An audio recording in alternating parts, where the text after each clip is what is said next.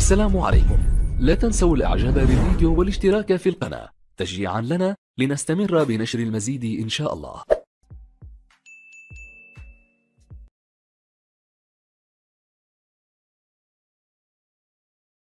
السلام عليكم ورحمة الله وبركاته.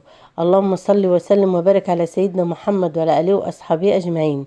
ازيكم يا حبايبي، عاملين ايه؟ يا رب تكونوا بخير كلكم يا رب العالمين.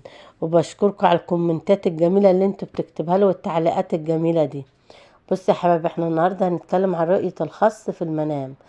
رؤية الخس يا جماعة رؤية غير محمودة، لأنها جاية من التعب، جاية من خسارة، جاية من خصام، جاية من هم، جاية من قلة فلوس، خسارة مال. لو الست المتزوجة شافت نفسها بتاكل خس، دليل على مشاكل، دليل على الضيقة المادية، دليل على انها هتدخل على فترة تعب او معاناة او خسارة شيء عندها. طيب بالنسبة للبنت العزباء، لو شافت انها بتجمع خس او معاها خس او حد بيديها خس، فدي خسارة كبيرة. ممكن لو هي مخطوبة فاشكالت الخطوبة بتاعتها، هتمر بمشاكل وتعب ووعكة صحية، خسارة مال، خسارة مادية.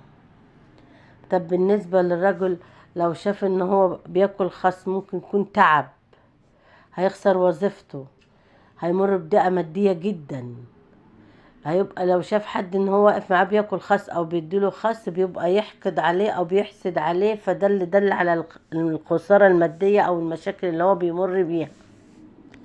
فدي رؤية الخس يا جماعة في المنام، رؤيته خسارة وتعب وخصام وفراق. واكل الخس يا جماعة، بالذات اكل الخس رؤيته غير محمودة. يعني تشوفي نفسك ان انت بتاكل خس، ده دليل على في تعب، خسارة في وزنك، في ضيقة.